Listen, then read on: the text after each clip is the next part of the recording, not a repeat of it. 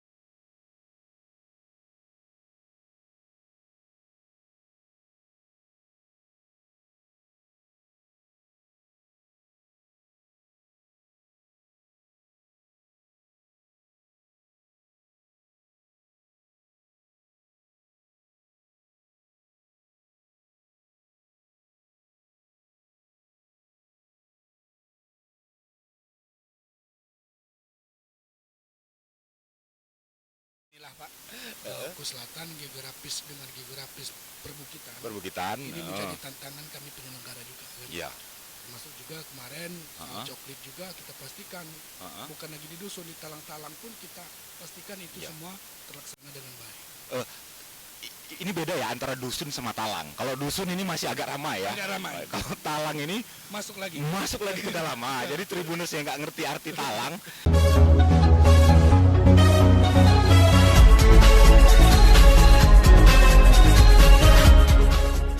Assalamualaikum warahmatullahi wabarakatuh. Selamat siang Tribuners. Saat ini kembali lagi bertemu dengan saya Prawira Maulana dalam series Roadshow podcast Pilkada. Kali ini, hari ini di siang yang antara cerah dan mendung ini. Saat ini tepat jam 12.22 tengah hari, kita berada di jantung Kabupaten Oku Selatan, tepatnya di Kota Muara II. Di sebelah saya sudah ada tokoh muda sekaligus orang nomor 1 di Bawaslu Oku Selatan, Bapak Heri Aprizon. Sapa dulu nih. Selamat siang Pak Heri. Selamat siang. Semangat nggak ya? Semangat.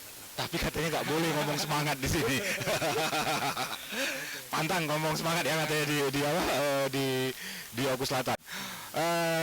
Tribuners sekalian, seperti yang saya mention di awal, hari ini kita akan membahas tentang persiapan pilkada. Temanya berat, tapi kita akan bawakan sesantai mungkin agar masyarakat ini mulai aware, Pak Eri, tentang persiapan pilkada serentak. Karena memang saat ini kita sedang berada di masa pandemi. Saat ini saya agak grogi nih, karena mungkin yang tampak di layar cuma kami berdua, tapi di belakang sana bahkan begitu banyak penonton ya. Pak Heri ya, tadi saya sudah tanya apa kabarnya. Pak Heri ini di tengah kesibukan Pak Heri, kami minta jeda waktu 30 menit sampai 1 jam untuk membahas tentang persiapan khususnya Bawaslu ya, penyelenggara pilkada serentak untuk pilkada pada 9 Desember. Kita sama-sama tahu bahwa KPU sudah mengklaim bahwa saat ini daerah-daerah siap melaksanakan pilkada serentak. Nah, Oku Selatan sendiri menurut pandangan Pak Eri selaku Ketua Bawaslu ini bagaimana Pak? Apakah siap atau tidak? Ya, terima kasih buat Ibu.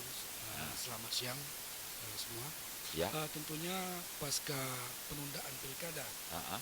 yang ditetapkan oleh Bawaslu oleh KPU RI beberapa hari yang lalu, tentunya dengan penundaan itu sekarang badan ad hoc Ya. khususnya kami penyelenggara pengawas ini mulai diaktifkan kembali tentunya dalam hal ini dalam pelaksanaan pilkada di Kabupaten Oku Selatan terkait dengan tahapan yang Ya. dikeluarkan oleh KPU, kami siap mengawasi pelaksanaan mengawasi. tersebut dengan maksimal. Siap ya Pak ya? Ya siap, tentunya kita selalu siap sebagai penyelenggara. Iya, karena netizen seperti yang saya bahas di waktu-waktu sebelumnya, begini Pak, netizen ini sekarang terbagi dua. Sekarang ini kita sedang sibuk pandemi, kok sempet-sempetnya mau pilkada. Itu satu kubu netizen. Ada netizen lagi yang bilang, ya ini pesta demokrasi dong, mau tidak mau saat memang situasinya memungkinkan ya tetap walaupun berat ya tetap harus dilaksanakan. Dan hari ini memang saat ini memang sudah diputuskan bahwa ya kita harus melaksanakan pilkada 9 Desember karena memang sudah diagendakan jauh-jauh hari ya Pak ya. Iya benar. Dan sempat tertunda. Dan tadi seperti kata Pak Ketua bilang bahwa Oku Selatan siap. Untuk data Pak, data pemilih di Oku Selatan ini kira-kira berapa banyak Pak? Terkait dengan proses data, Iya. ini juga kebetulan hari ini Pak kami sedang koordinasi dengan Dengan KPU ya. KPU, KPU bagian data khususnya saat ini masuk tahapan coklit. Coklik. Ya, tahapan coklit ini pemutahiran data terkait DP4 yang Ah. dikembalikan ke bawah, maka ini nantinya akan menjadi DPS dan DPT. DPS dan DPT. Nah, ini nanti masih dalam proses, tentunya kita kawal proses ini supaya memang hasilnya baik. Eh, gitu. Asumsinya di angka berapa Pak? Kalau di DPS? pemilu kemarin 26 ribuan. 260.000 ya Pak ya, 260.000 Itu yang di pemilu kemarin. di pemilu kemarin ya. Tapi kalau untuk Ah. ini kita belum bisa berasumsi karena ini masih berproses. Ah, penyelenggara pemilu sendiri baik KPU dan Bawaslu itu kalau saya nggak salah data nih itu menargetkan partisipasi pemilih sampai 77,5% kalau saya nggak salah. Kira-kira di Oku ini kalau melihat dari riwayat pilkada sebelumnya sampai kondisi saat ini kira-kira tercapai nggak Pak?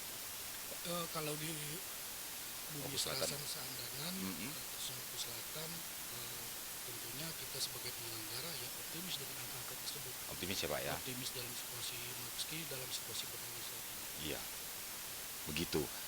Jadi gini, netizen sekalian, bahwa saat ini kita memang berat.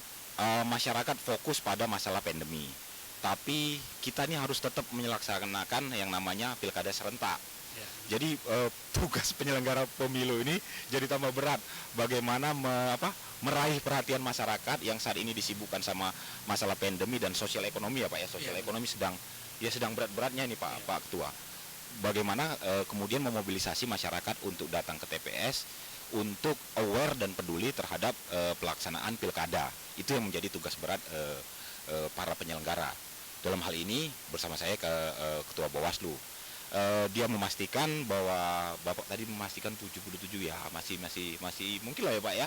Masih Mungkin ya Pak ya. Kalau tahun lalu 5 tahun lalu saat jangan 5 tahun lalu 2019 ya Pak ya. Itu partisipasi berapa Pak di sini Pak? Itu di atas 70. Di atas 70 ya Pak ya.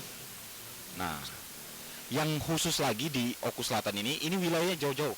Kata jauh-jauh banget ya, Pak. Geografisnya memang luar Berat ya, biasa, Pak ya? berat. Medan. Iya, medannya ini berat. Jadi dari satu kecamatan ke kecamatan lainnya tuh jauh nggak Pak? Cukup jauh. Cukup jauh. Jadi inilah Pak, Oku Selatan geografis dengan geografis perbukitan. Perbukitan. Ini menjadi tantangan kami penyelenggara juga. Kan? Iya. Termasuk juga kemarin coklit juga kita pastikan bukan lagi di dusun, di talang-talang pun kita pastikan itu Iya. semua terlaksana dengan baik. ini beda ya antara dusun sama talang. Kalau dusun ini masih agak ramai ya. Agak ramai. Kalau talang ini Masuk lagi. masuk lagi ke dalam. Jadi Tribunus yang nggak ngerti arti talang, ini ada dusun. Terus di talang itu biasa orang berkebun ya Pak ya, Berkebun, ya. kebunnya di sana. Nah, mereka tuh tinggal di sana dan menetap di sana. Jadi kita yang di kota ini mungkin nggak tahu, gampang cuma datang ke TPS 3 menit doang jalan kaki. Ini enggak loh. Di sini di daerah nggak seperti itu. Wah, begitu. Jadi tantangannya, effortnya lagi lebih gede lagi. Pak Ketua, saat ini tahapan yang sudah dilaksanakan ini udah apa aja Pak Ketua? Terkait dengan pengawasan, Ya. untuk saat ini kita fokus masih di tahapan coklit yang dilaksanakan oleh rekan KPU. Iya, Dan kedatang ini kemungkinan pendaftaran calon. pendaftaran calon. Tahap pendaftaran calon 4 sampai 6 kalau saya lihat Ya. agenda ya. 4 sampai 6 September. Itu kemudian baru tanggal 23 ya Pak ya ditetapkan. Iya. Oh, jadi tahapannya kira-kira kalau untuk melihat agenda-agenda schedule tadi terkejar nggak Pak? Apa bisa sesuai agenda? Ya, tentunya kita dari Bawaslu, apa yang menjadi tahapan PKPU 5, Iya, kita harus memang tahapan itu harus sesuai. harus sesuai Pak ya. Kita menganjurkan ke KPU untuk berkoordinasi terus supaya tahapan ini jangan sampai terlewatkan ataupun tahapan-tahapan tidak berjalan dengan maksimal. Tidak Kita berjalan. harus kejar semua sesuai dengan aturan. Aturannya ya karena memang sukses tidaknya ya harus tetap on schedule, Ya. kemudian pengawasan berjalan dengan baik seperti itu, dan kemudian partisipasi besar ya Pak ya. Ada yang ini biasanya kalau pilkada ya Pak ya, itu di sepanjang jalan itu sudah ramai ya Pak. Yang banyak yang curi start walaupun belum ditetapkan, tapi kan banyak yang curi start. Ini saya lihat di Oku Selatan ini kayaknya agak apa ya Pak ya, agak santai-santai saja ini kayak gini ya. Gimana itu Pak? Jadi kalau di Oku Selatan memang gimana? Kalau di Oku Selatan ini kalau terkait dengan pemilihan ini enggak terlalu Iya. ini, tapi pada intinya Iya Pak. di lapangan itu masyarakat kita Iya. umumnya sudah siap menerima proses demokrasi yang Proses ada. demokrasi yang berlangsung. Iya. Oh, jadi memang ya walaupun itu bukan berarti bahwa dinamika di sini nggak begitu kencang, tapi atau masyarakat belum begitu peduli, tapi memang ya Ngalir gitu. ngalir gitu. Ngalir seperti Sungai Ogan dan Komering. Pak Ketua, ini ya Oku ini kan terkenal ini sama yang namanya kopi. Tadi saya mau mau menaruh kopi di sini, tapi belum tersusul, rupa-rupanya kita udah mulai. Itu kopinya. Boleh minta dong kopinya. Ya ini kita juga campaign tentang Oku Selatan. Jadi Oku Selatan ini identik dengan kopi ya Pak Ketua ya. Nah, ini ada waiters kita yang ganteng.